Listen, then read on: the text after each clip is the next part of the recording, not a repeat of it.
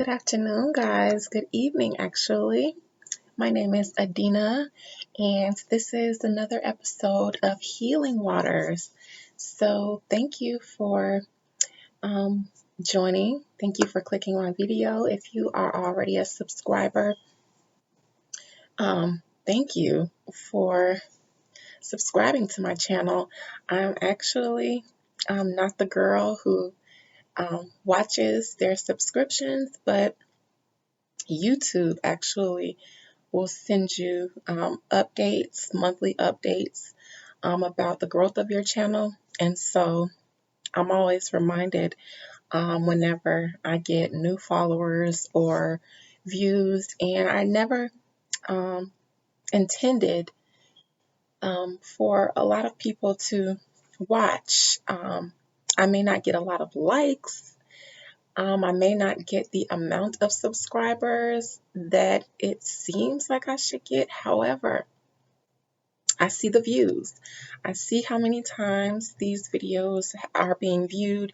And to me, that is more important than the subscribers and things like that. So even if you aren't a subscriber and you just came here because you were curious about what I was talking about, and you ended up watching my video in its entirety, thank you, because I do this in order to help. I do this in order to serve. I do this by helping y'all help me, especially my Healing Waters vlogs. These are not that popular, I guess, because I'm not giving any tea the way most people expect their tea. However, as I sip tea,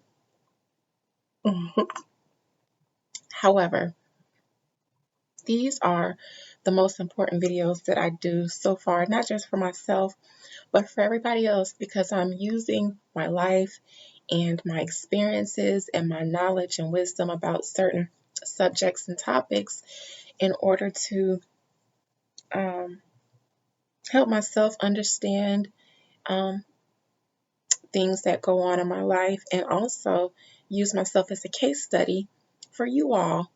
Um, and this is still, um, I'm still getting used to being this vulnerable, being on camera, recording myself and sharing it publicly, and letting people into my personal aura, energy space. It's still new to me. So thank you for everyone who has been kind. Thank you to everyone who has said encouraging words, who has subscribed, who watches, and who encourages me, and from the sidelines, and also the people who resonate with anything that I say in these videos. When you share with me um, that something that I said or experienced has affected you or resonate with you, that renews or confirms my sense of purpose, my sense of why I'm doing this, and it makes me want to continue to do it. So thank you. I'm here today because of you, not because of me. Actually, because of the solar eclipse on Thursday, I have been worn out energetically, um, and a little bit, not really spiritually, I guess I would say energetically. I've just been a little bit worn out. Eclipses and solar or lunar eclipses for me, as they are for most people, are extremely draining. Um, but all the eclipses this year, for the past 2 years, have been extremely transformational for me. So today, that's actually what I want to talk about. I want to talk about this recent solar eclipse on June 10th, 2021. It is the solar eclipse in Gemini, or it was the solar eclipse in Gemini. And today's a little different. I don't have a bunch of notes to take. I didn't study my natal chart in preparation for this video because I wasn't going to do it. Um, Today's the sun is squaring Neptune, and while it is a very quick transit, it just lasts for about 2 to 3 days.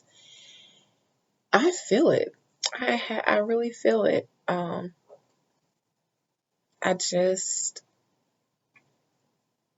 have been very contemplative today over personal matters. I guess I'm still hungover from the eclipse. So whatever transits happen within the next few days are probably gonna trigger me to continue the work that the eclipse brought in to do.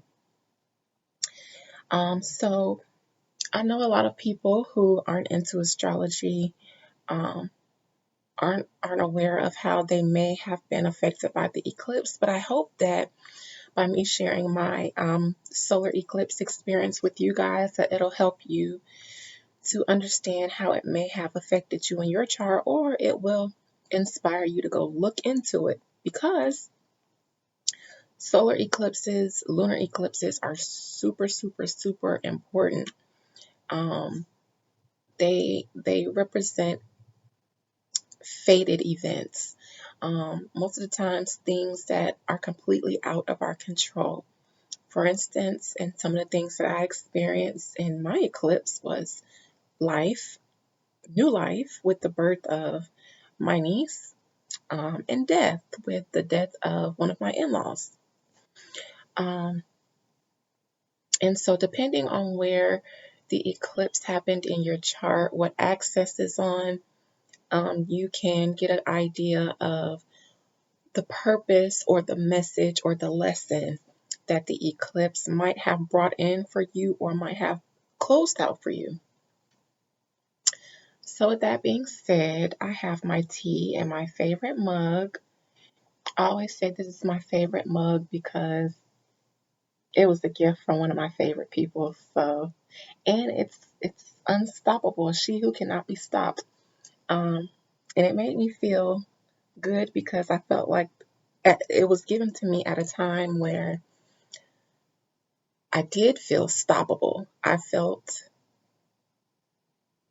completely down and out. I felt stuck and stagnant. I had just come out of my marriage. Um, I had been married for, well, at the time that I got this gift, it was almost 8 years. It was actually it was 8 years. Even though we were separated, we were still married. And I got this last year on my birthday. So I had been married 8 years. I had been separated since July of 2019, which was um, we separated for good, or I would say I got on board with the separation. 4th of July, 2019, and there was a lunar eclipse, solar eclipse, lunar eclipse, solar or lunar eclipse on July 2nd, 2019. So that eclipse brought for me the ending that I actually wasn't prepared to accept. Um, and so a year later, I was still dealing with healing from a 13-year relationship, a 7-year marriage, one that ended abruptly for me. Actually, we separated physically in March of 2019, but it I didn't actually let go until that following July. And so when I got this gift, this mug, um, um, my dear friend who gave it to me um, told me how strong they thought I was. And in a card that they gave me for my birthday as well, it mentioned me not knowing my own strength and just how strong I was. And so I thought, I wonder what they see in me that I don't see, because I don't feel strong. Um, I don't feel unstoppable. And I think a lot of people, I think I do a good job at being perceived a certain way as to not show my vulnerabilities and my true weaknesses. So I didn't know that this person was able to see past the facade that I put up, but they did. And so this became my favorite mug because I thought maybe I am stronger than I thought I was. And maybe I should give myself a little bit more credit for my strength, um, and not let even my own self doubt stop me. So, this is why this is my favorite mug, because somebody that I admire, like deeply admire, somebody that I look up to, gave this to me, and I thought, wow, they think I'm unstoppable, they think I'm strong. So, it inspired me to want to be that in its entirety. So, cheers to me. Cheers to you. And cheers to the people who come in our life and inspire us to be unstoppable. All right, so I'm in my robe, I'm in my room, I'm in my bed, um, and I want to talk eclipse. I want to talk eclipses. I just touched briefly on them. Um, I actually don't have a lot of insight for you today. A lot of the things that I'll be discussing are still up in the air for me. I'm still trying to understand. I usually don't really speak about topics unless I already have a full understanding of them so that I can um, accurately give you guys information. However, today we're just going to chat. Today we're just going to chat, and I'm going to, talk about how um, this eclipse, and past eclipses affect my life. And maybe after this video, I will leave with some kind of understanding that I didn't come with just by um, hearing myself speak. But also, if anybody's watching, and if you experience similar things, please feel free to put it in the comments or to reach out to my email address that is in the description box of all my videos, because I'm open to back and forth communication. I'm open to learning from others, especially in regards to myself. I don't think I know everything, which is why today we're just going to chat. I'm just going to chat. So, before I get into my past with eclipses and the pattern that I see in my life, let me just touch on this recent solar eclipse on Thursday, January 10th. It was such a big deal in the astrological community. Everybody was talking about it. Everybody was plotting their charts, looking up aspects, trying to see how it was going to affect them so that we can be prepared. Most of the time, astrologers use predictive astrology, not really just to like fortune tell or to, check and see which dates they should play the lottery. At least not the astrologers um, that I that I'm involved with. We are looking to align ourselves with the energies that are going to be in place in our life. We don't control the stars and the planets and the luminaries. At best, we can align with them and align with um, the energies that they're bringing into our life so that they are more harmonious And so we don't have such a hard time with the changes that are going to be happening in our life, because definitely an eclipse is going to be an omen of change, um, fate, destiny, things that are fated to happen. What will happen during eclipses, and the periods in between then are the parts that we have control over, meaning in between these astrological events, we have everyday aspects and transits in our charts, um, which you should take as an opportunity to learn lessons, make changes in order um, to increase your overall well being, and for your highest good. Every day that we're here is a day that we should be working towards um, a state of being that is conducive to the purpose of our soul, the purpose of our incarnation here. Um, so I don't believe in the term YOLO. You only live once. You don't only live once. Your soul has not only been here once, and it comes here for a reason. And it's not to just have fun and bullshit and, fuck bitches and get money.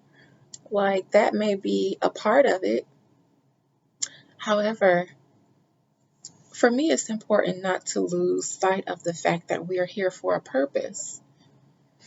Um, and it has to do with our soul, with our being beyond this body. This body is perishable, but our being, our soul, is what lives on and has lived.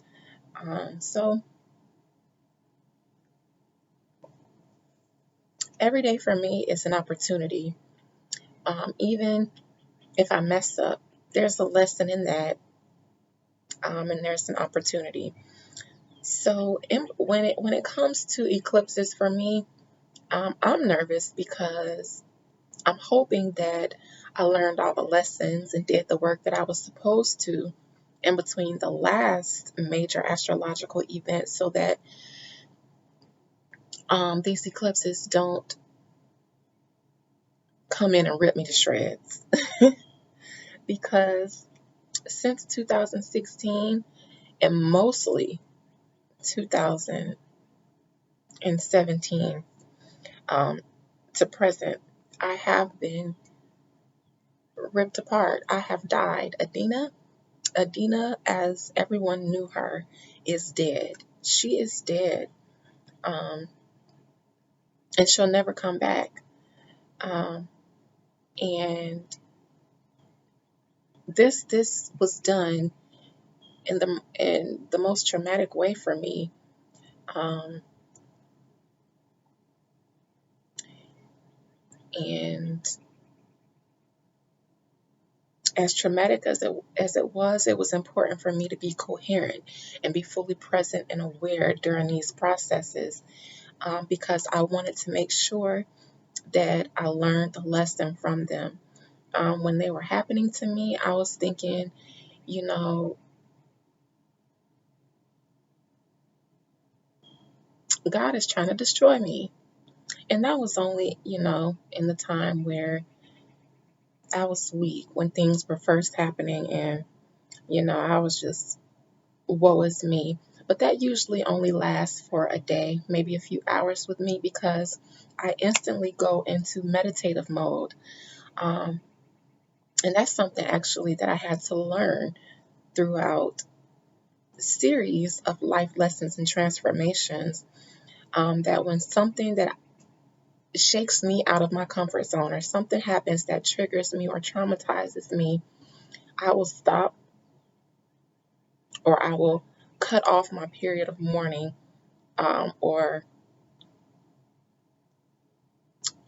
being a victim, and then try to be coherent through the pain. I focus on the pain. I focus on where it hurts and how it hurts and why it hurts, or why it's so triggering, so that I can get to the root of whatever was meant to be triggered, because the last thing I want to do is repeat cycles. I have repeated many cycles because I could not understand or could not learn a lesson. And so now, that I've been through a Saturn return and I'm coming out of it, and I've been through so many other transformative aspects. If there is an aspect in one's natal chart that everyone fears, I have experienced it within the past 2 years, um, and survived barely. So I don't like repeating cycles anymore. My life has been,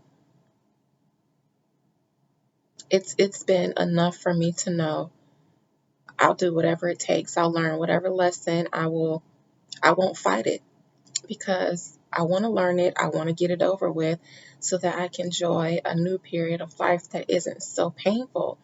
And for me, if I'm going through painful um, transits, then it just means that there's still things there that I need to transform. And so I'm willing to go with it because I'm tired. I'm tired of transforming. I'm tired of, I know healing is a lifelong thing, but like, I'm tired of like this deep, intensive care unit healing that I've been doing. However, it's been necessary because I had to die. And then after you die, you have to, you're a baby. So you have to be nursed and held and things like that. So I'm trying not to be too hard on myself because I am nurturing myself at this moment, in my infant stages after I have gone through a dramatic transformation.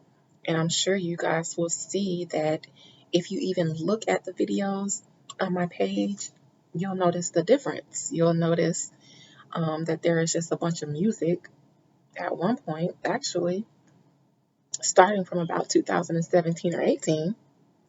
And it's just a bunch of music that I shared. And then last month, you'll see all these readings, channelings of um, dead people, missing people, and then you'll see these healing water vlogs. So remember that I said it, my transformation process started about 2016, but really 2017 up until now.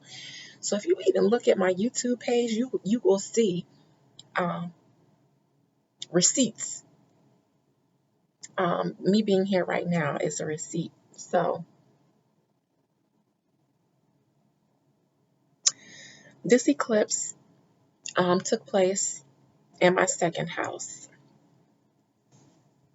This eclipse in Gemini took place in my second house, and my second house is natally ruled by Gemini. My second and my third houses are ruled by Gemini, while on the other axis of the second and third houses, you have my eighth and ninth houses, which are um, ruled by Sagittarius. Gemini has to do with, and I'll just hone it into as it relates to my chart because Mercury has to do with a lot of things. Gemini and Mercury, a lot of different things fall under those um, zodiac signs. Communication, transportation, um, perception, intellect, um, learning, the way one learns, the way one speaks, the way one communicates. Um, Short-term travel. Did I say vehicles? I think I did. Um, while on the other side of that, Sagittarius has to do with, as well as the ninth house, has to do with higher thoughts, higher learning, higher perception, long distance travel. So it's almost like Sagittarius is a higher octave of Gemini. Mercury, Neptune, or Jupiter is the higher octave of Mercury. Um,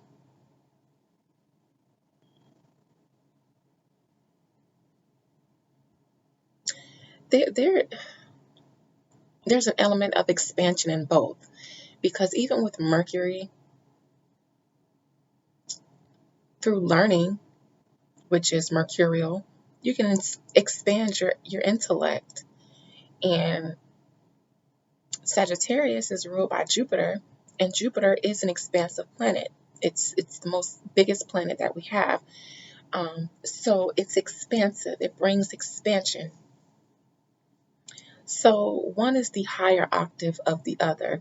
So if my second and third houses are here, which are both in Gemini, and then my eighth and ninth houses are both in Sagittarius. So the eclipse taking place in my second house, because it's Gemini, it still triggered my third house. It probably triggered them both just the same. So I feel like I can't say that the eclipse only affected my second house, because it affected actually second and third and the entire axis, meaning the eighth and ninth houses as well. How did they affect it? Well,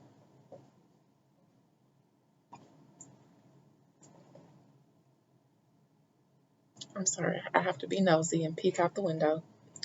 Um, so eclipse takes place 19 degrees in Gemini, and my sun was 20 degrees in Gemini in my second house, and my moon was 22 degrees in my second house in Gemini. So you literally had my sun here, my moon here, and then Mercury sandwiched in between at 19 degrees.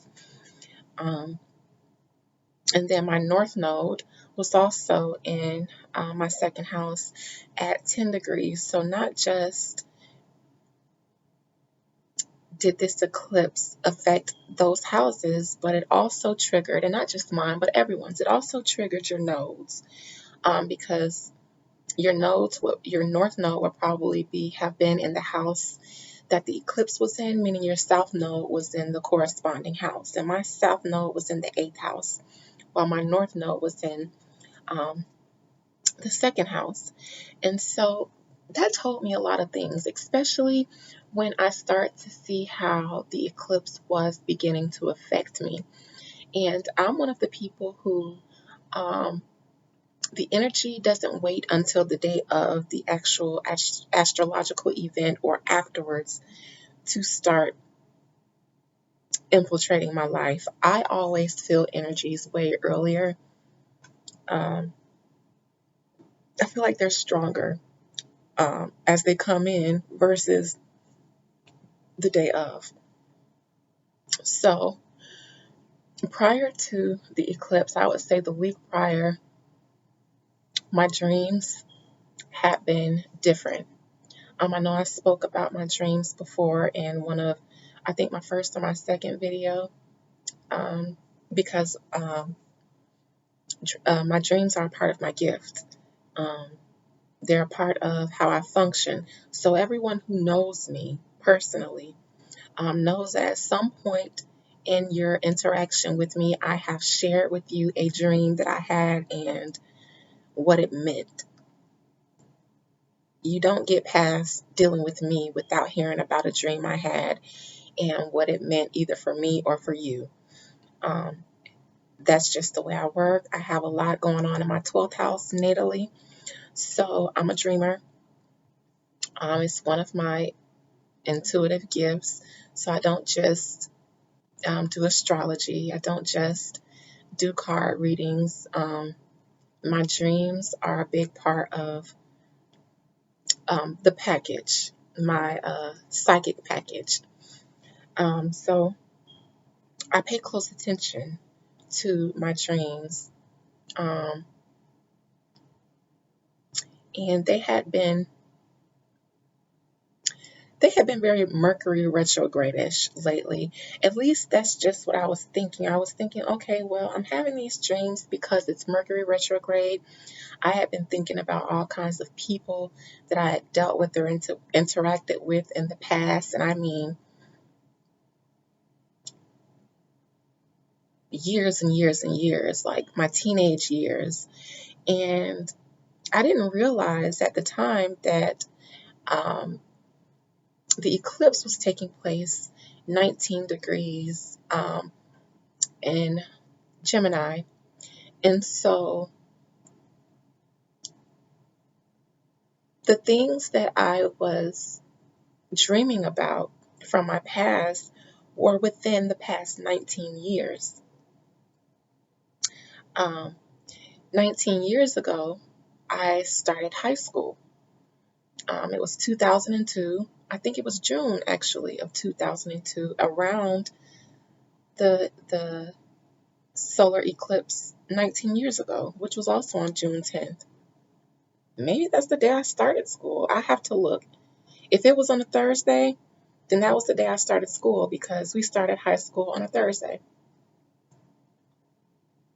It might have been June 10th. Um, so, yes, I had just started high school, and a few months prior to that, I had just lost my virginity. Um,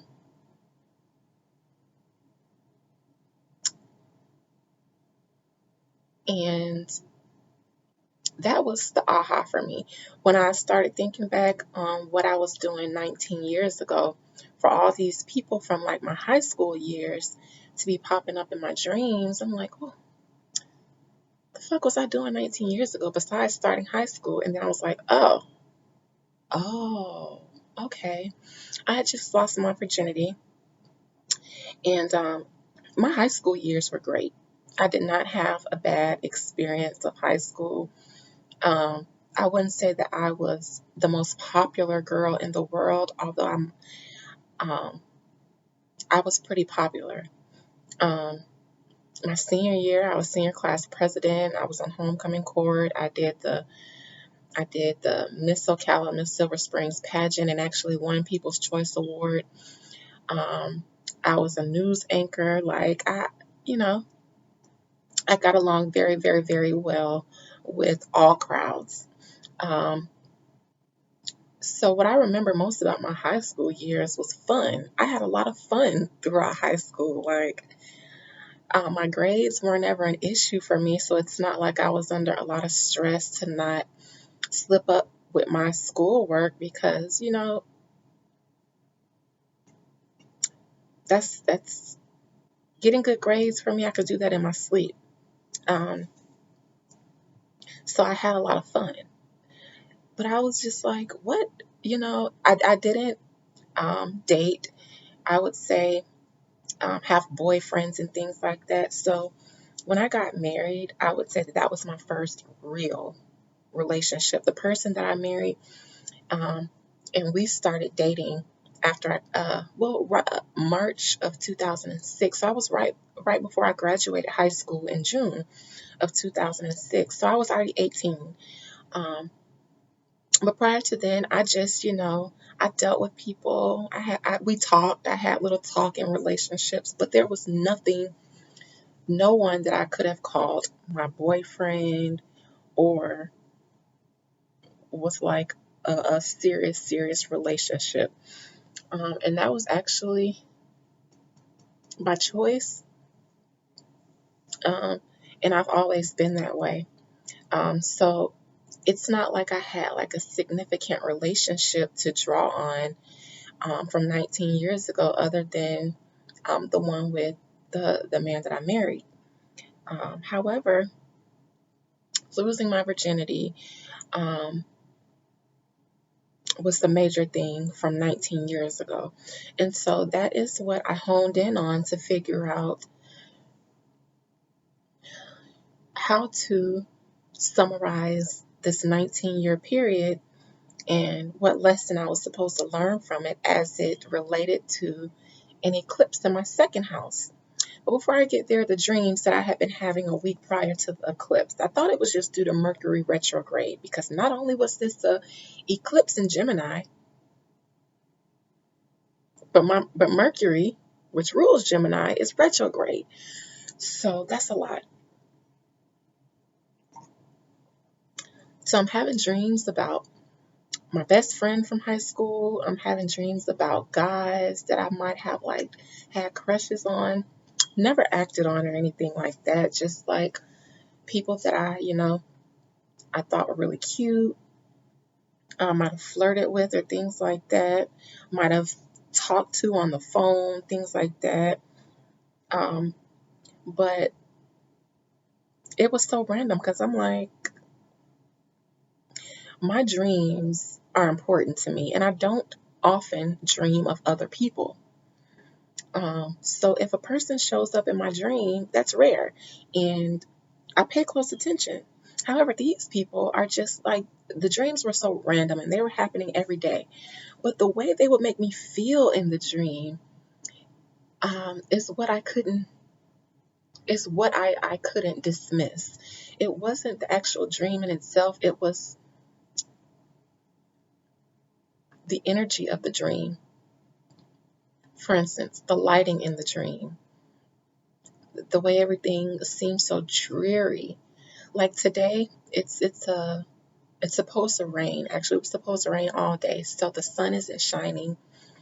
It's a very dreary day, and this is exactly how it looked in my dreams. So I would wake up, um, and just like I do every day, I wake up and I pray. I lay there. I think about what I dreamt. I think about I meditate. Okay, I lay there and I meditate. I don't really think about anything in particular unless it's a dream that I have, but I just lay there and I meditate. In the mornings is when I hear clearly. So I'll lay in bed for a while and just hear and meditate and hear things. Um, and I wake up feeling like I don't like these dreams. That's how they made me feel. Like I don't like these dreams. And I don't have nightmares the way people traditionally see nightmares. I don't have bad dreams. I don't have dreams that disturb me. Not even with the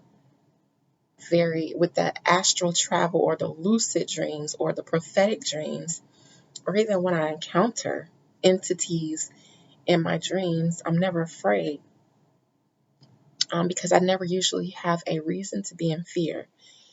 Um, but these dreams made me feel like I don't like them. I don't like them. They made me they made me feel like something. Like they were triggering something and I didn't like it. And it was just like for days last week and maybe even the week prior, I'd be like, I actually was, after a while, I was just like, I'm not even really anxious to go to sleep because I keep having these dreams that I don't like. Like, I just, maybe because I didn't understand them and maybe because of the way they made me feel when I woke up. Um, because lately I have been feeling very optimistic and like, you know what? I have learned a lot of karmic lessons within the past few years. And the evidence of that was, well, there's a lot of evidence of that I can't even get into because I'll be here all day. But I was feeling really good. Like, you know what? I'm coming out of, for one, my dark night of the soul, two, my Saturn return. And I could smell um, good days ahead. And I could feel like a lot of the anxieties lifting off of me. But then I'm just having these dreams that are making me feel a way that I don't like. It makes me feel like something else is wrong with me that I have to address. And I'm tired. I have been digging and digging and digging and digging and digging into the core of myself to really dig out everything that no longer serves me. But these dreams were like, something is in there. And I don't like the way it made me feel. So one night,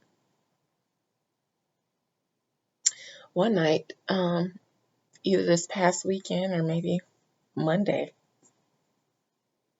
um, Monday, Tuesday, Wednesday, one of these days within the past 7 days. I dreamt, um, okay, I can't remember the details. However, there was a guy from my high school or my high school years. I can't say high school because I didn't really have a crush on a lot of guys I went to high school with. I liked my guys older. So they weren't at my school, and I'll just leave it at that. Um, but it was in my high school years. There was this guy that I liked, and in my dream, I was going out of my way to get this guy's attention. I was doing things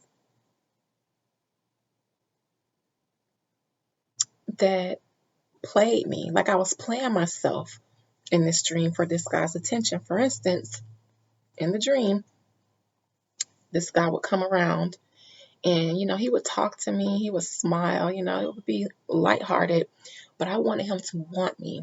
So whenever I would see him coming, and this is in my dream, I would take my shirt and then I would, tie it up in the front so that my belly is showing and all of that stuff. And, try to make myself sexually appealing for him so that he would like me.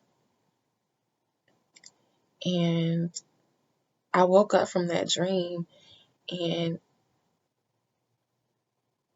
I wanted to cry, um, because as I lay there that morning, meditating and chewing on that dream, it all was so clear. Why I was dreaming about everything that I was dreaming about from 19 years ago and from the time that I lost my virginity.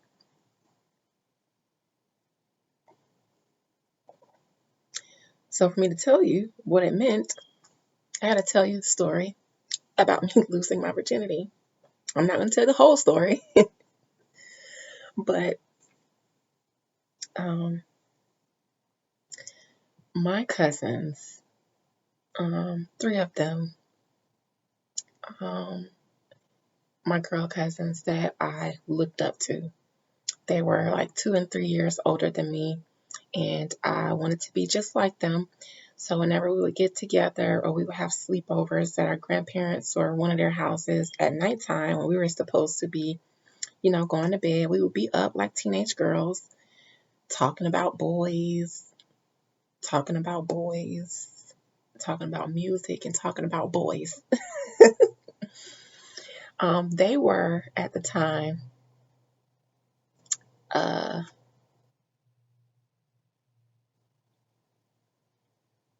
they were either leaving middle school, going to high school, and I might have been just coming into middle school. Um, or whatever. But they were still in middle school. Okay, they were still in middle school, and I was still in elementary at the time. This isn't when I lost my virginity. This is a few years prior. This is what led up to the reason that I chose to lose my virginity the way I did. But they would stay up and share all the stories about their boyfriends and boys that liked them. And like back then, this was in like the late 90s. So back then, we were writing letters to each other. We didn't have, we didn't have the internet. Um, Computers were huge, and we used them for games.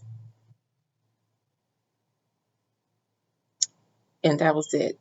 We didn't have the age of the internet that we do now. So everybody was writing notes.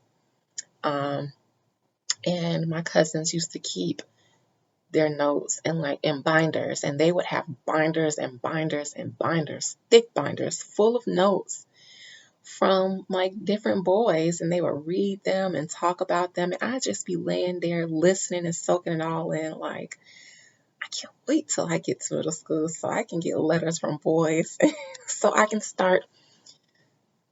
can have stories too. For me, it was just like, I want stories. Like, I want to be in on these conversations. And I just would like listen to them because they were like so desirable, and they were so fly and so cool, and popular, and everybody liked them and disliked them. And I was just in awe. I wanted to be them. So they go on to high school. I get in the eighth grade. Um, or the summer of after the eighth grade, the summer going into high school. Um, I decided that I didn't want to go to high school a virgin. Um, and most importantly, I wanted to outdo my cousins. Next time I saw them, I wanted a story for their asses. Like, I wanted a story for their ass. And so I picked a boy. He was a friend of mine, not like a close friend, but he was cute. I knew him well enough. And so I kind of just chose him to take my virginity, not because we were in a relationship, not because, I was head over heels for this boy. Um, I just made the decision based off of like, okay, I know him well enough. We flirt with each other, we like each other. Um, he's cute. I'm gonna let him take my virginity because I'm not going to high school a virgin. So I did. And I made sure that I went out of my way to create a good story for my cousins. Um, and I did. I don't think any of them lost their virginity the way I lost mine, but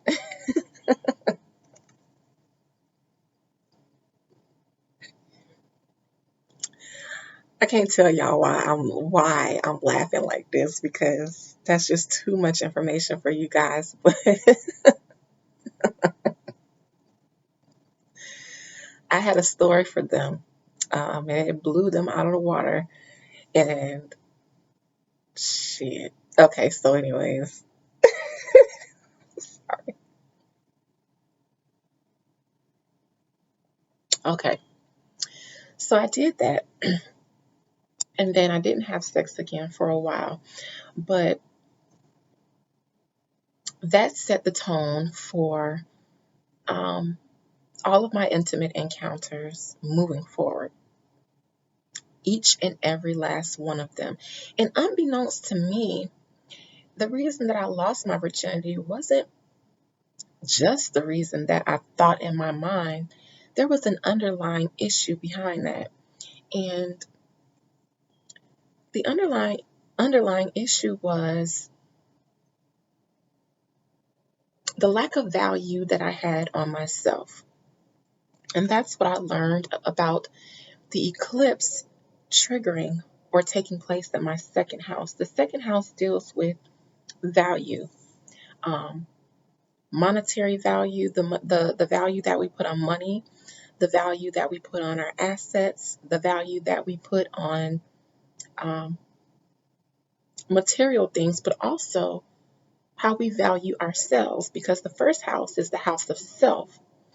And so the second house is the house of value. It would stand to believe that not only monetary value, as a lot of people would have it, um, but the way we value ourselves, which is a direct correlation to the way that we value money and our assets and the things that we own. The second house deals with the value that we place on the things that we own. including ourselves. Um, while the eighth house also deals with assets and money, but it's usually other people's money, taxes, um, the money that you get from your significant other will be seen in the eighth house. Debts will be seen in the eighth house. I believe properties will be seen in the eighth house, and the value of those properties. So both the second and the eighth house have to do with assets. One is personal assets and how we value our personal assets, and the other deals with later on in life when we start interacting with the world as an adult, getting jobs, getting debts, getting married, and combining assets and finances. So that's the eighth house. So this axis was triggered for me with the eclipse in my second house. And what it was uprooting within me was um,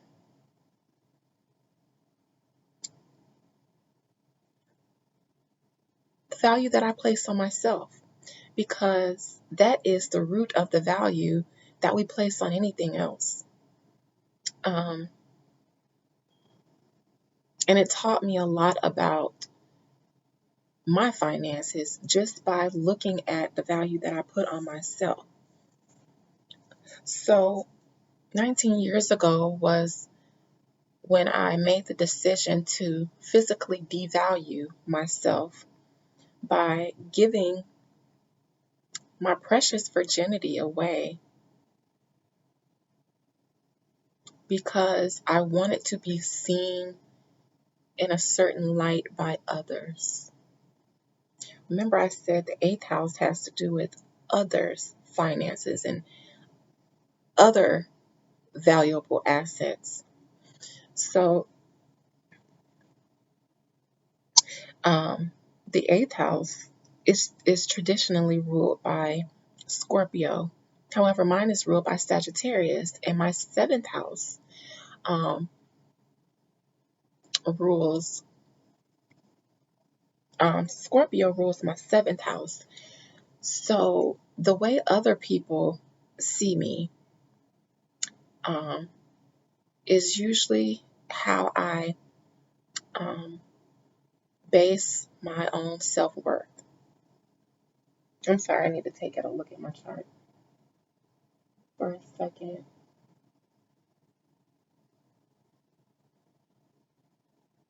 Okay, I just have to check on something.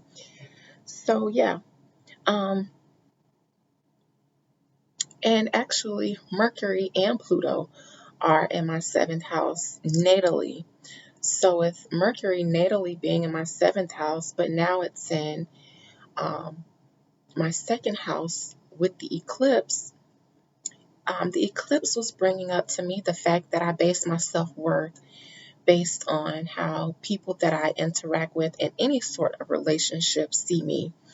When I lost my virginity, it was my relationship with my cousins. I wanted to be like them. I wanted, to be seen as their equal. Um, but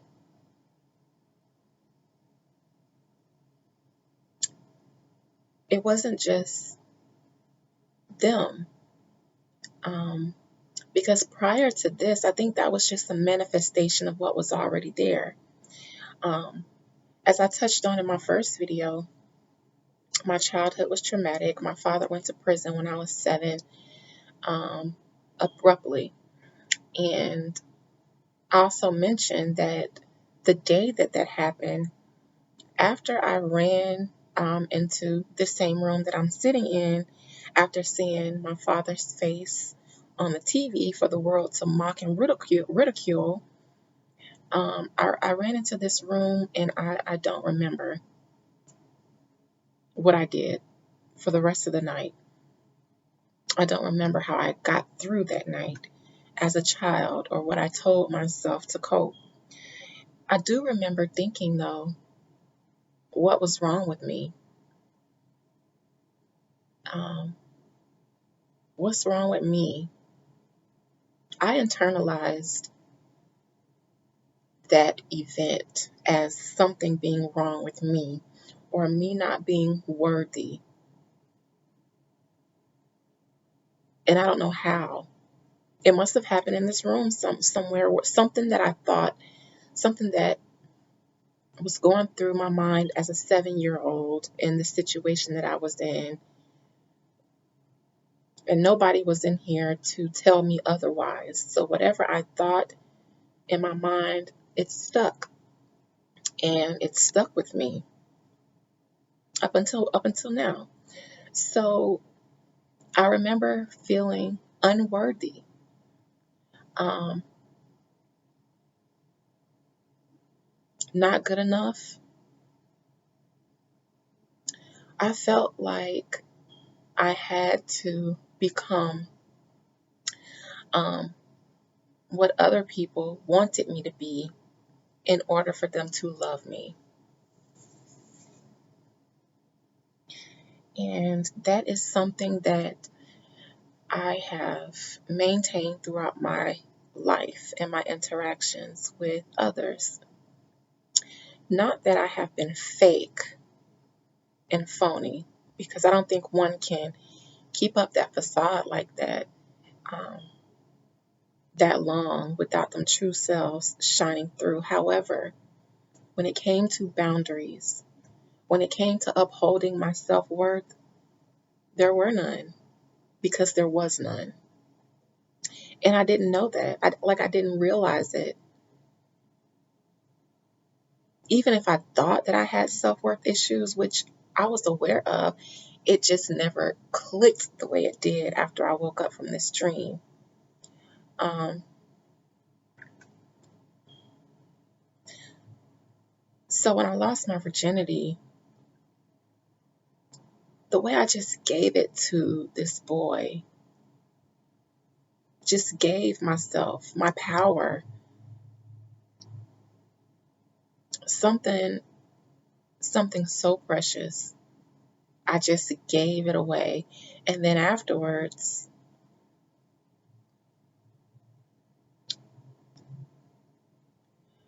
even though I didn't go into it thinking, or I didn't go into the act with the idea that this was going to be my boyfriend and we were going to ride off into the sunset. After it happened, I found that I felt like I wanted.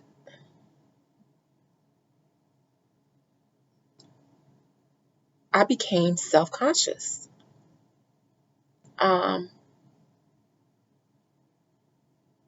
I wanted to know if the person, like if I was good, if I was good to them, um, if I was good enough. And then after that, this person, our little acquaintance, our little association with each other dissipated. It went away. And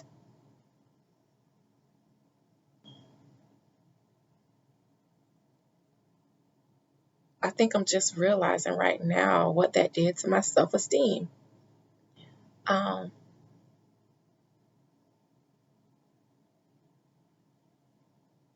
I remember a few months later approaching him. I just wanted to come say, hey, what's up? What you been up to? Um, and I approached him and he walked off. He walked away. Um, and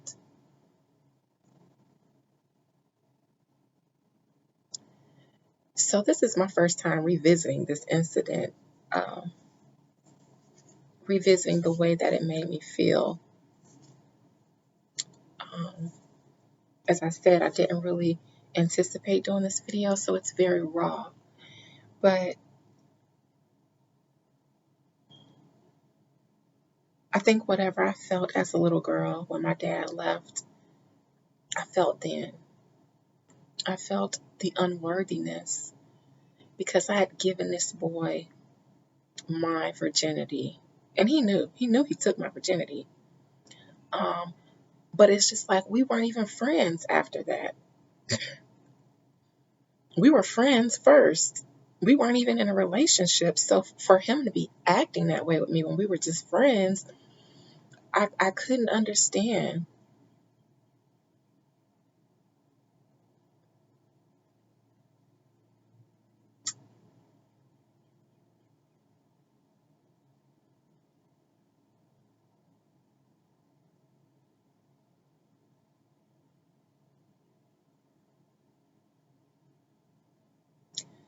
So that started a trend of removing whatever boundaries I thought I may have had in relationships. Um, I allowed certain things to take place in my relationships because I thought that if I were to stand by my boundaries and demand my worth, nobody would want me. Nobody would want to pay that price for me. Even if it was just so much as no, I don't want to have sex until I'm in a relationship with somebody. The way I saw it, the person would be like, all right, bye. And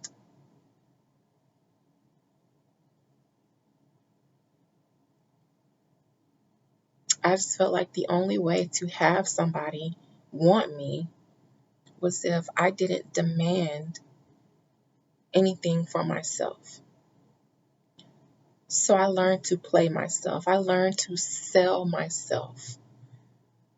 I became my own pimp and prostitute. Not saying that I went out hoeing, because as I said, uh, my husband, my ex-husband, and I started dating in when I was towards the end of my senior year. I didn't get into a lot of trouble in between then, but whoever I gave my body to in between then, it was the same situation. They weren't my boyfriend. They weren't even anybody who had feelings for me, who cared about me. And I knew it, but I thought this is the way to make somebody love you because I had learned that I was good at sex. I was good at it when I lost my virginity. That's what I was laughing about. I was good at it when I lost my virginity. Um,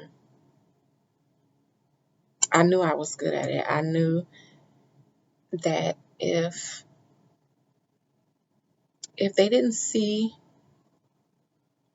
the real me and appreciate the real me, which they probably wouldn't, then I had to lead with what I knew that they'd appreciate. And so when I would be dealing with someone and they would be ready for sex, even if I wanted them to get to know me better, even if I wanted somebody to just, you know, not not want to jump my bones off rip, but like get to know me and appreciate something in me besides my body, even if that's what I wanted, I relent. I would relent. I would give in and just be like, okay, let's do it. And I would make sure that I rocked their fucking worlds so that they would stay.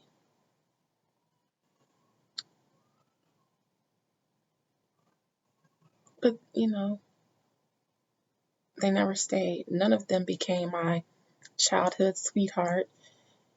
And while most, if not all of them, have circled back years later, there's actually not one person that I've ever dated or talked to or slept with that hasn't circled back. later on in life and either try to get another try or try to actually come back the right way. Um, they all have come full circle, and it's just like, you know, they saw it. They saw my worth even then. Um, I guess I just made it so easy to be taken advantage of because of my lack of boundaries. Um, but I just felt like if I erected any kind of boundaries or if I held myself to any kind of value, I would be alone forever. And I didn't want to be alone. Like, I wanted to have a companionship. I wanted partnership in life. Um, I just never thought I was worthy of it. I never thought that anyone would want to pay the price for me, even if the price was to just appreciate Adina in all her glory. Because the better parts, even though the sex was always good, the better parts of me are here and here. And I know a lot of people say that, but literally the best parts of me um, are less physical. That is the icing on the cake, and that is a way for me to shower my blessings on you as a goddess.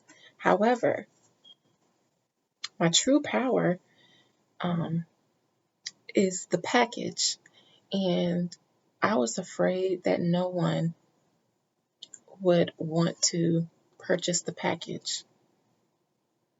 Um, and so that is what was being brought up in my dreams that I didn't like. This is why they made me feel away.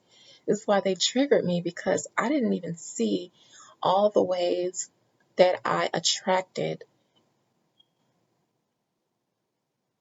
my relationships. And for a long time, especially after my husband and I separated,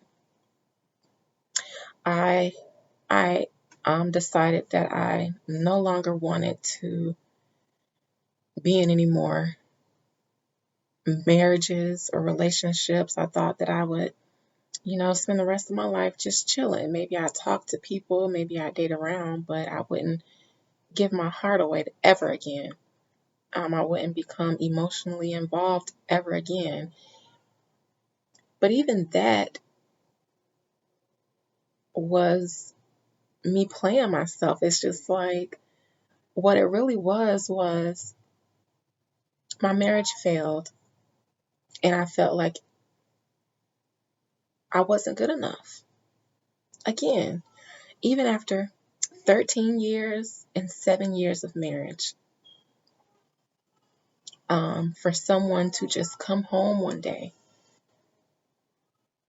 and say, you know what, I don't know if I want this anymore. I don't know if, you know, I don't know what I want. I need some space to go and figure it out. While we're in a home, while we have a life that we've built together, um, and my self worth in that moment fell down my face with my tears as I begged my ex to not do this to us. I mean, I'm looking around in our home and I'm just like, what are you doing? We have a marriage, we have a life, we are family. What do you mean you don't want to do this anymore? And I instantly began asking, like, what did I do? What did I do? Um, and I was willing to degrade myself in the worst ways to make my husband change his mind. I cried. I begged him not to do this. Um, and then and then I tried to give him what I thought would definitely work. And he took it and then was like, nothing's going to change. And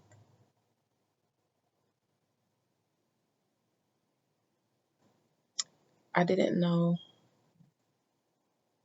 what else I could give to keep him.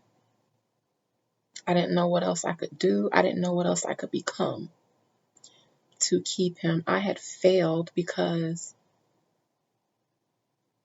like, I wasn't good enough. Like, men don't leave women who they consider an asset. They don't leave women that they value. So I wasn't valuable and I wasn't worthy. Again, even after being married, even after this man asked me twice to marry him. So I decided I'm never gonna do this again because I'm not worthy of someone valuing. I'll never be the girl, I'll never be the woman that people think, you know what, she has everything that I need. She is everything that I need.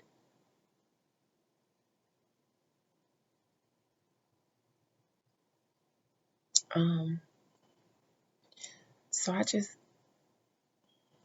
instead of,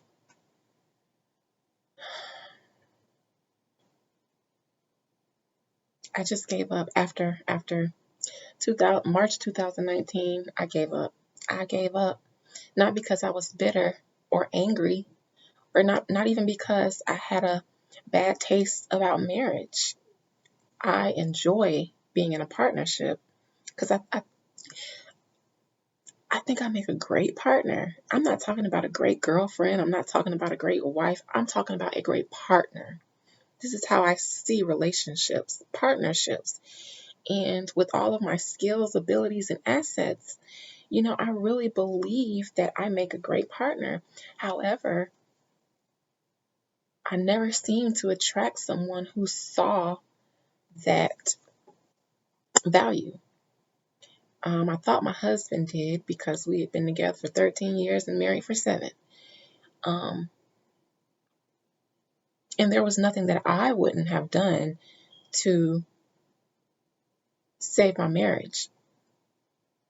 Um, and it just wasn't enough.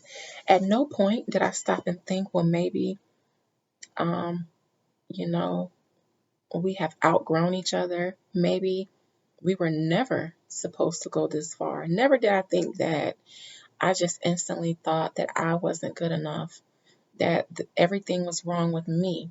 And there was a lot of that within my marriage, though. There was a lot of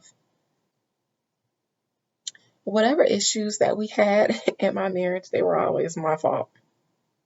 Um, so I learned to, my first thought is, what is it that I've done wrong? What is it that I didn't do right? It would always be, well, I wouldn't have done this if you didn't X, Y, and Z, or I wouldn't be this way if you didn't, this, and this. It was always, I wouldn't if you didn't. Um, and because I'm the type of person who, um, I use relationships as mirrors, or like I said, I always saw the value of myself and others. So when I would hear this, I would take it as a cue to look at myself. Maybe there's something that I'm not seeing in myself that I can see through someone else's eyes. However, all the eyes that were looking at me were eyes that were telling me that there's something wrong with me, which is why I make them act or react or treat me a certain way, um, further diminishing my self esteem and lack of value, lack of self value. So, this is what the eclipse in my second house triggered for me. And in the past, in the worst um, of that lack of self worth mentality, when it was at its worst, meaning when I was younger, um, I made a lot of bad financial choices, bad choices, period, based on my own lack of self worth. Even in my career, taking on jobs um, that I don't want to say were beneath me, but were beneath me. Just because I never thought that anybody would see my true value because I did not have a degree. A bachelor's degree, a master's degree, those are the things that people respect. Not even an associate's degree do people really respect nowadays.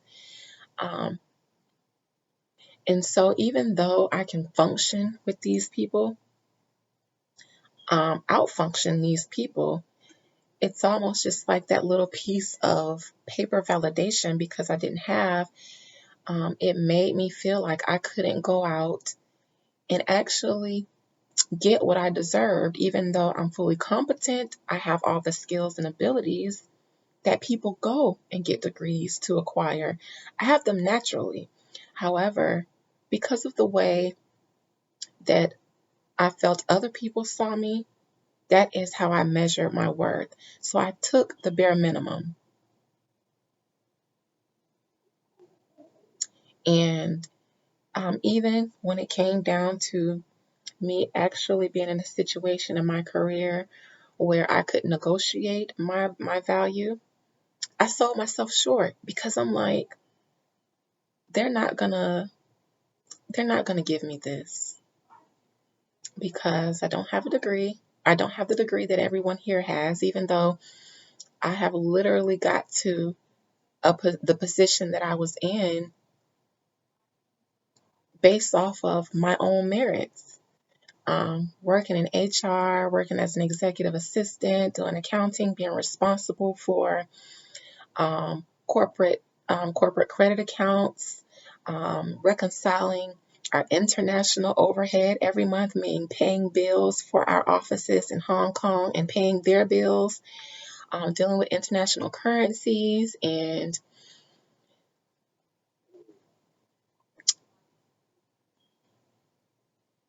I had become the backbone of a company off of my own merit. Um, I became one of the in crowd at the work and the only one without at least a bachelor's degree, and everybody else had masters. Um, and not just that, but I, I, I, I offered to leave. The CEO of that company offered to leave his other company that I was originally working at. I quit because I was being underutilized. Um, and when I quit that company, he called me. He had me come in and say, "What does she want to make her stay?" Um, I could have named any price and got it. I could have named any price and got it.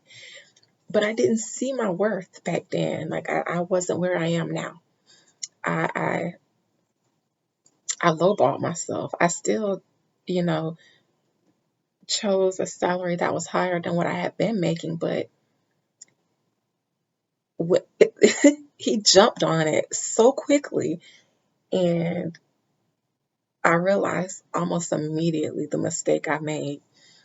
Um, and my friend was like, my friend who was also my boss, she was the human resources director. She was like, you stuck with it now because you said it, but you could have, girl. But I was like, there's no way he's going to pay that for me, you know, because I didn't have that paper. But what I had and what he valued more than the degree, because he didn't care about degrees. He didn't care about degrees. He cared about, he actually admired the hustle. He admired the fact that I could outwork or work with the best of them. I was the face of his clients, international clients. These are millionaires. And he would have me, you know, be the one to welcome them in. And, I wouldn't be allowed to interact with our clients, the ones who give us our contracts, if he didn't think that I could be a great representation of our company, not just because of my mind, but also the way because I look. Because, honey, I'm going to look. Um, and that was a part of the package too. Like he wants them to come in and see this beautiful young woman who's smart, who, can do all of these things. And it made him look good. And not just that, but hold it down. Like hold the office down, hold the executives down, hold the employees down. That's what I did. And that is what he valued in me. The fact that I was so fucking smart that I could have done every job at that company because I pretty much did every job at that company. And I supported every director, every manager in that company without the prior experience in those departments. So I was so valuable, but I didn't see myself that way. And so I sold myself short. Um, but that was a theme that I had that this eclipse in my second house brought up, selling myself short and not seeing the value in myself, which put me in a lot of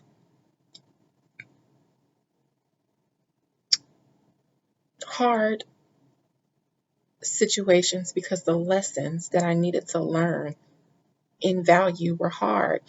When I was young with my husband, when we were just dating, I mean, looking back on it now, there were a lot of red flags that probably told me that I was giving more of myself in order to be in this relationship than I should have. I sacrificed a lot of myself, and there were times where I thought I deserved so much better than this, and set in different situations and scenarios that occurred within our relationship. But I would always resort to who's gonna, if I require more, if I require what I deserve, who's gonna want to step up? So I stayed someone where I thought I was wanted, someone who was willing to propose to me twice. I thought if I don't, I'm going to end up alone like my mother. That's what I thought. Because people don't value me. It's just not something that happens to me in my life. So this is it. This is the best. And so when it fell apart, I was left in a lot of bad places. I had made a lot of impulsive financial decisions in my early 20s, that put me in some debts, um, and it was just like I ended my marriage. I felt worse off than how I was when I came into it. Um,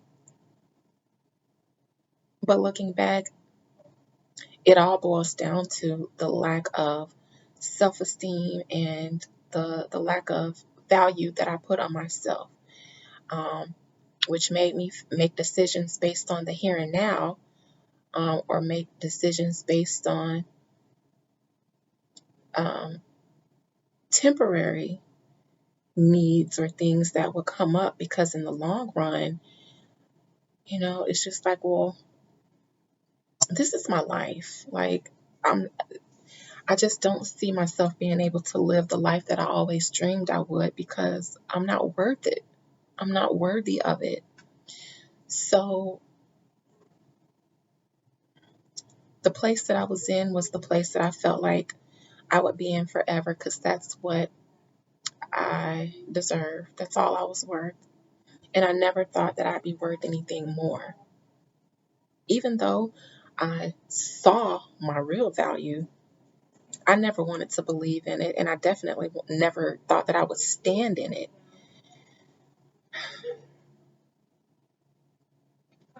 And then my marriage failed, and it failed at the same time that I started my Saturn return. So it was a dark night of the soul. It was a transformation. But there were so many layers, so many things that was required of me to transform, that I hadn't gotten to the self-worth and value part yet. Excuse me while I paint my lips.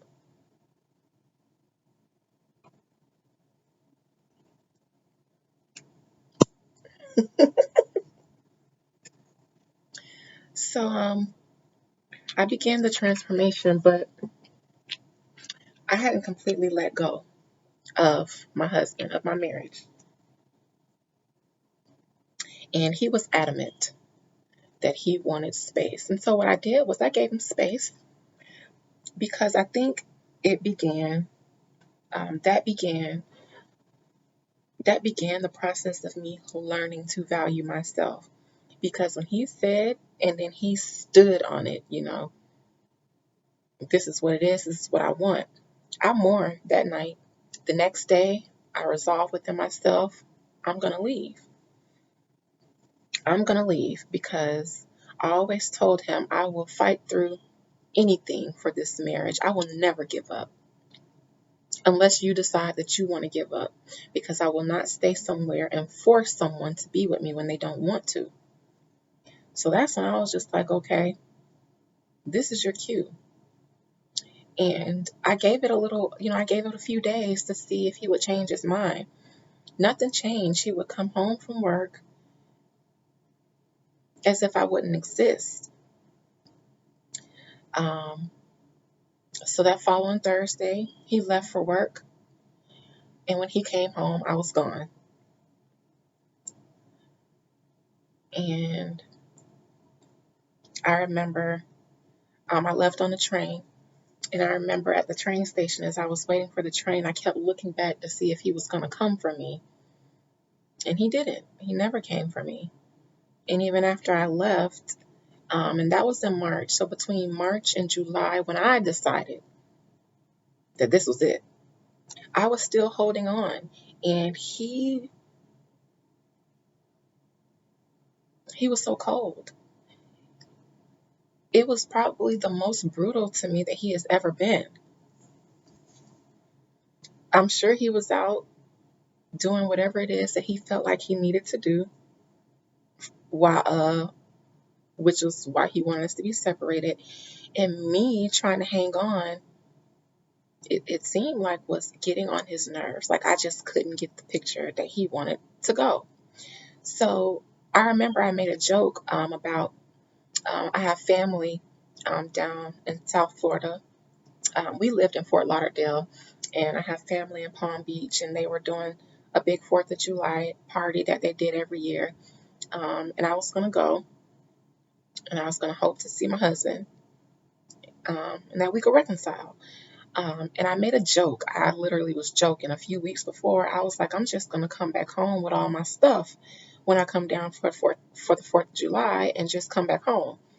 And my husband was like, why would you do that?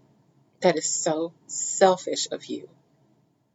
Me saying that I was coming back home to my home my home. He was like, why would you do that? Why would you come here and do that? That is selfish of you. And that broke my heart. 4th of July came, and a situation happened between us to where there was no doubt about the fact that this was over. And when I left that house, fireworks were going off in the sky. It was the 4th of July, but it was the irony behind it because I left that house not even upset. I left that house with full clarity that my marriage was over. And then as I walked outside, boom, pow, pow, pew, pew, pew. I mean, huge fireworks. It was as, it was almost as if God and the entire universe was celebrating. She finally got it. Let's party. That weekend turned out to be one of the best weekends that I've had in a long time. I was heartbroken as the weekend set in, but I almost didn't have time to sulk because it was such a turn up that weekend. You know, my family with all the drinking, with all the partying, the party bus we took to Miami and living it up on South Beach. You know, it just turned out to be such a fun weekend. It was almost like God was saying, girl, celebrate this. This is not your funeral. This is a party. This is your celebration, girl. And so when I came back to Ocala after that weekend, after deciding, then I was like, I'm going to pick myself up off the floor and I'm going to live. Um, and so I started gaining weight back because I had lost weight. I was so depressed. I wasn't eating right. Gained my weight back, started, hanging out again with my cousins and going out and having a good time. And I was still resolute about no longer being in a relationship. That wasn't going to change. I don't even know if it's changed now completely. But, you know, I was just like, I'm not in a place to deal. I'm not even in a place to give out my phone number. I don't want to talk to anyone um, because I was healing. But I hadn't gotten to the part about my lack of self-worth, the part of why I ended up in that relationship and in all my other relationships. Um, so my husband and I, March of 2006, we started dating. There was an eclipse, um, March of 2006. And when we separated, it was when I said that we were both on the same accord with separating, it was 4th of July, 2019. There was an eclipse on the 2nd of July, 2019. So when my husband was brought into my life, there was an eclipse. And when he was eclipsed out of my life, there was an eclipse. However,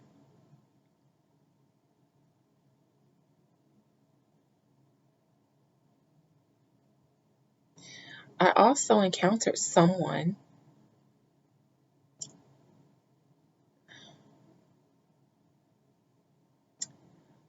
in June 2020. Um, when my husband was eclipsed out of my life, um, a year to the day, I encountered someone because actually I still hadn't filed the divorce paperwork yet. It's not that I didn't want to. It's not that okay, well, I'm just not going to lie. I was still nervous about it because I thought, what if I'm making a mistake? What if I never find someone else who loves me? I'm just realizing now that the reason why I didn't file for the divorce right away was because of my lack of self-value. I was thinking, what if I'm making a mistake and this is, you know, the relationship that God intended for me to be in, like my lifelong partnership. And what if I never find someone who's willing to dedicate that much time and energy and effort towards me in a relationship again. So I hadn't divorced them, and not because I wasn't ready to be over. I, I didn't value myself yet. And then I encountered someone, the person who gave me this cup, who changed my life. Um, and I would say that they triggered all of my low self esteem, low self value. They triggered it by encounters and interactions that rubbed me a certain way, that made me feel certain things. Um, and now that I had went through the situation with my husband, and I knew that I was in a healing and transformative period, this time I didn't neglect it, neglect the feelings that I felt, or try to find a way to cope with them. What I did was I dug into them. So whenever this person triggered something within me that I didn't like, a behavior that I didn't like within them, or a way that they would make me feel that I didn't like, I would dig into it. Why do I feel like this? Because it's less about them. I started looking at my relationships with other people as being less about them and more about me and what they were trying to teach me. And so I found that it wasn't, yes, relationships are great ways to see yourself, but not a basis for your self value. They're just mirrors. And for me, having my seventh house in Scorpio, my relationships are supposed to trigger a transformation within me, which is part of the reason why I didn't have a lot of serious relationships. Um,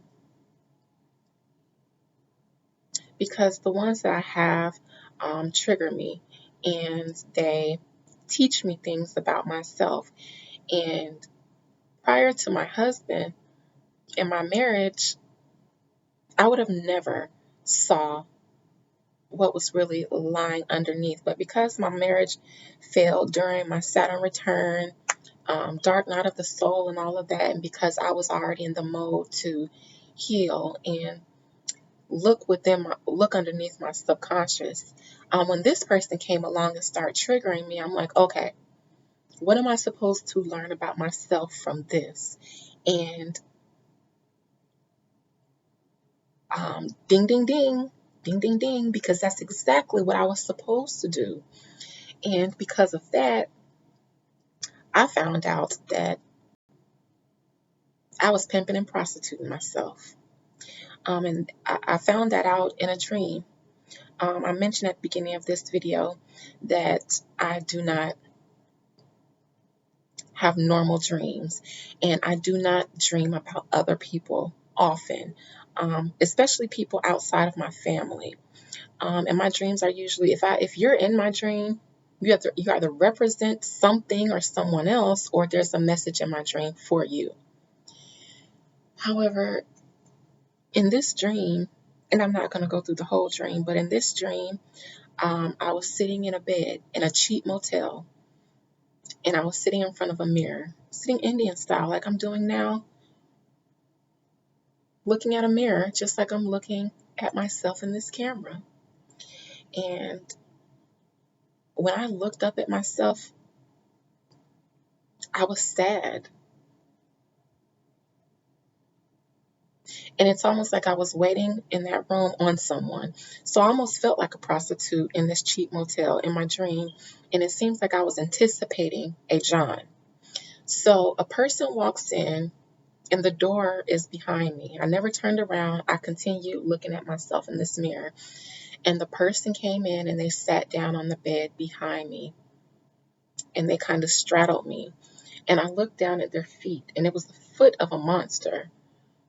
The feet were clawed, and I remember looking at their feet and then looking up at their leg, and looking upwards.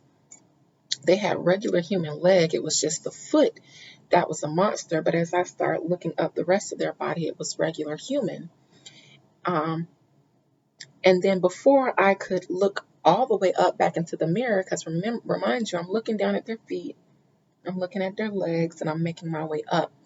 Before I could look back up into the mirror, this person wrapped their arms around me from behind, and it sent a shock through my body, and it forced me to look up in the mirror at myself. And I looked in the mirror and I saw myself, and I saw the person behind me. It was a person who gave me this cup, and I saw all of my low self-worth.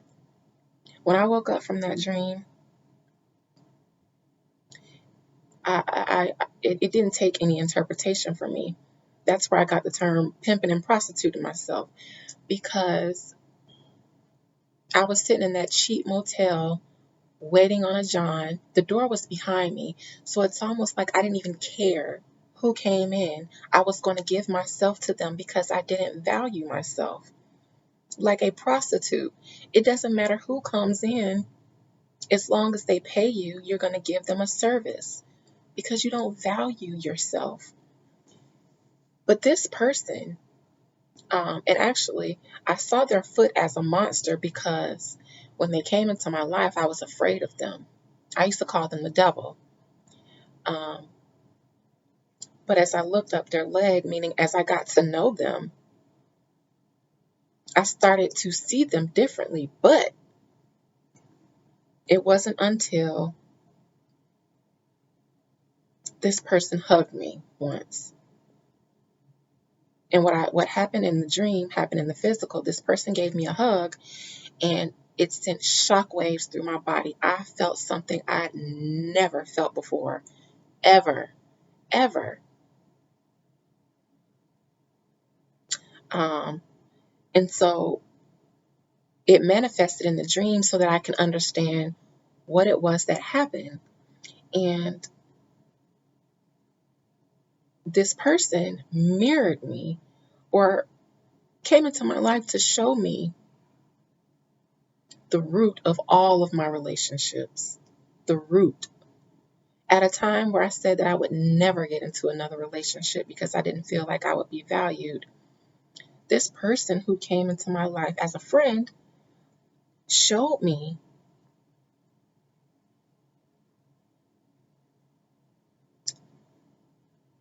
that I had never valued myself, and I had just been giving myself away,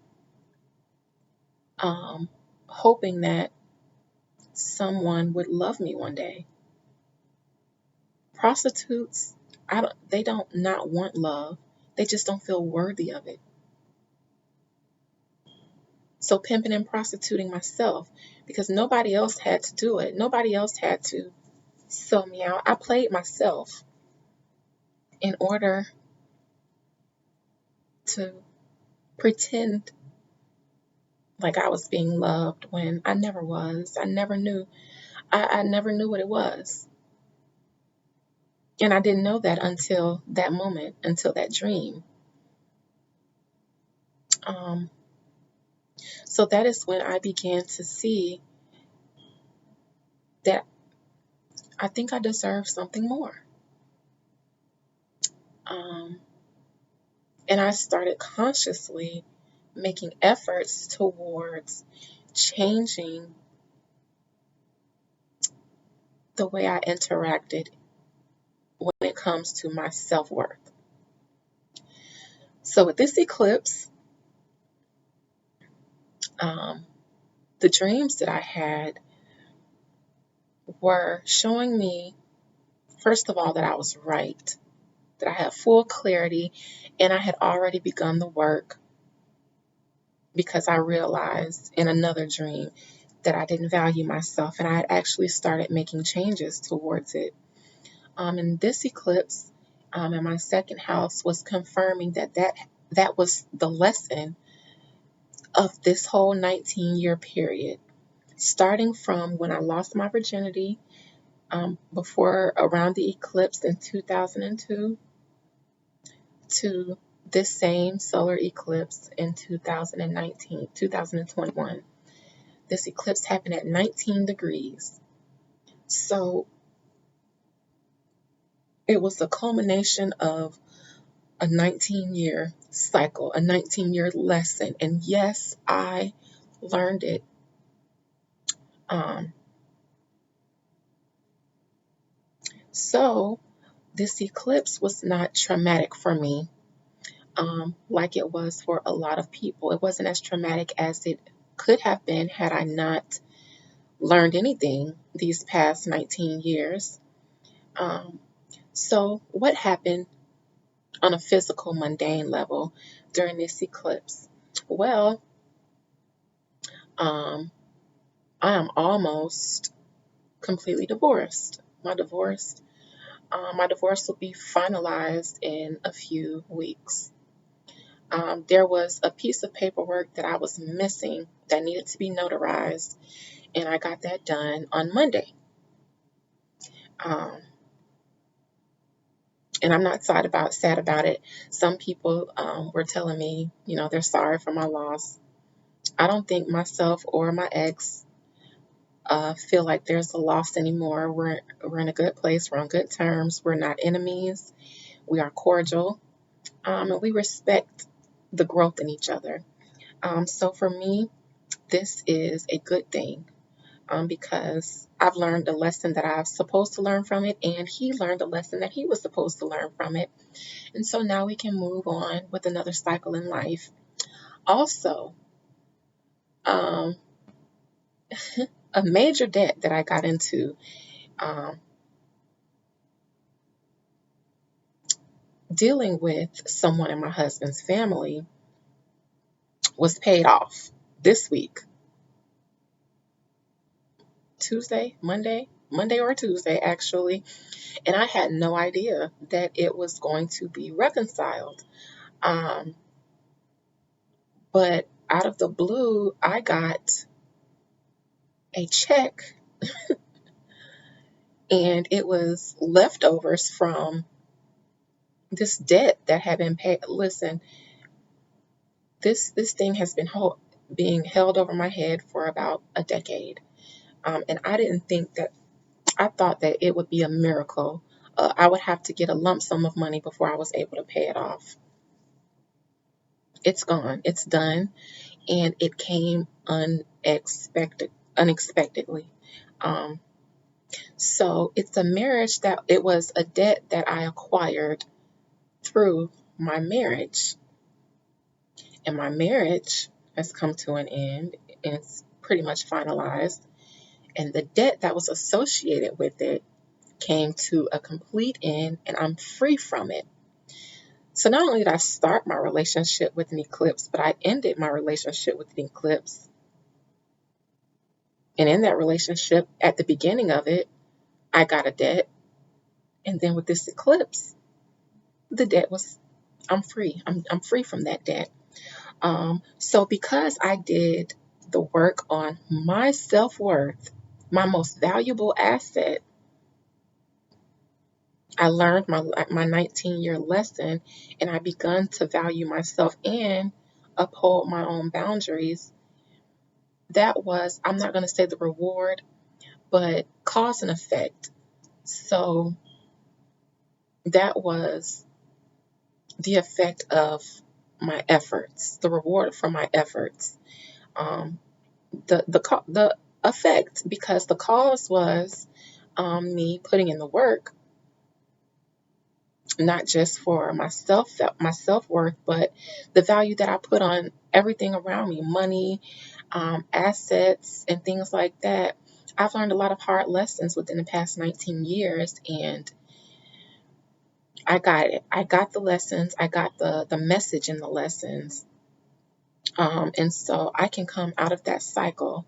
And because I now um, understood why the eclipse was in my second house, triggering my self worth and the value that I put on myself.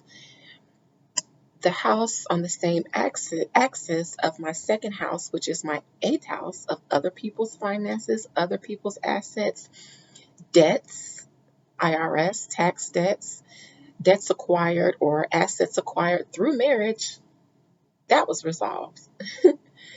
So you see how that axis worked, the second and eighth house axis for this eclipse. That is how it manifested for me. Also, I mentioned that it affected my third house as well because my third house is natally in Gemini, and the third house deals with your siblings. So on Wednesday, June 9th, my sister went into labor and she had a baby. She went into labor at like 3 o'clock in the morning, and the baby was here by 11 o'clock that morning. Um, so it's pretty much an eclipse baby. And that took place because my third house is also in Gemini, and this eclipse is in Gemini. So it would affect the Gemini placements in my chart, which is my third house, which deals with siblings. So my sibling had a baby the day before the eclipse. The same day, my sister-in-law, soon to be ex-sister-in-law, but I'll still call her my sister-in-law for now. Her husband passed away.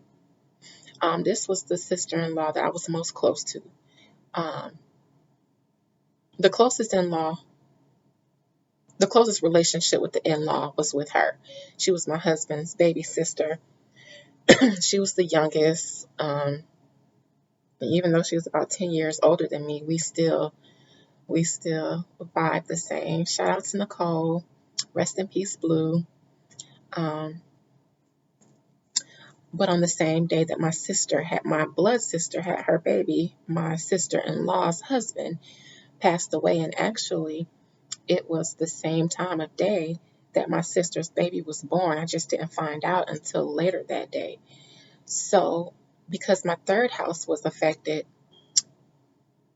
my siblings were affected. And third house doesn't just mean blood siblings. It also has to do with the siblings that you acquire elsewhere, step siblings, um, siblings in law, things like that. So that is how the effect in the eclipse in Gemini affected my life. It took place in my second house, so it dealt with the culmination of me learning um, the value of self, which meant ending my marriage because my marriage was one based on a cycle of low self-worth, low self-value. And all of the decisions and mistakes I made during this cycle of low self-worth. And the biggest one being that debt that I had, and I'm relieved from both. Um, and that's how it affected my second and my eighth house axis. Um, but my third and my ninth house axis, um, third house, it dealt with my siblings, a life for one and a death for one. But across the road from my third house is my ninth house. And I'm not really ready to get into how it triggered my ninth house. Because the ninth house, while it is ruled by Sagittarius for me, just like my eighth house, the ninth house deals with higher thought, higher education, religion, spirituality, philosophy, one's personal philosophy in life. It can also have to do with your second spouse. So that is a story that I am not prepared to go into yet because I don't have a second spouse. However,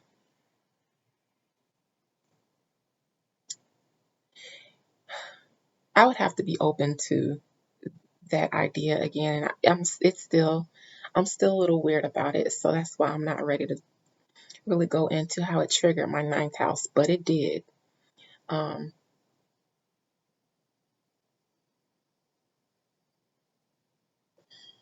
it did. It triggered my ninth house.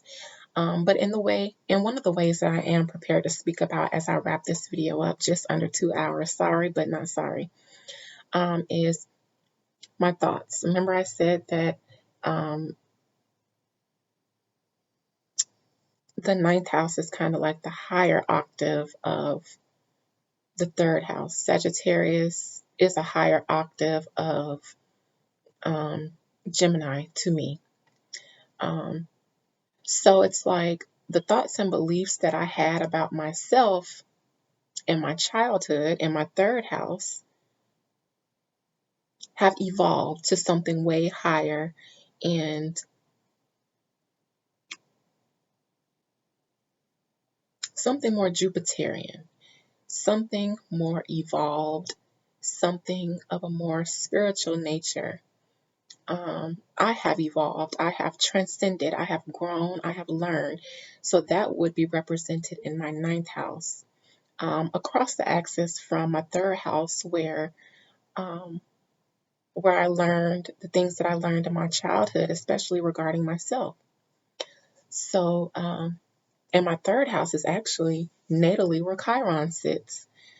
So it was a lot of wrapping up of belief patterns that I had in regard to myself that drove decisions I made, including the decision that I made to get married to the person that I married, who is, by the way, a Gemini. My ex-husband is a Gemini. So beginnings and endings, um, lessons learned, and an evolution of perception, of self-perception. That is how the eclipse affected my life, and it's actually how eclipses seem to affect me, because eclipse brought my husband in, and eclipse took him out, and then an eclipse finalized it, because when we separated, I didn't file for the divorce papers when we separated at first. But it's almost like each eclipse shows that you meeting him was fated, you separating from him was fated, even when you guys separated, because this was a karmic lesson for you. Had my marriage not ended, especially the way it did, it would have never triggered me to go through a dark night of the soul and a transformation and start digging within myself to learn myself and what was hidden in the depths of me that needed to get out. My marriage did that. The ending of my marriage did that. And this eclipse was a way of saying it's over. You've learned your lesson. You've learned how to value yourself, your personal asset, and all of your personal assets. And you've learned to change the way you think about yourself, the way you perceive yourself. Because the only thing that's wrong with you is the way that you see yourself.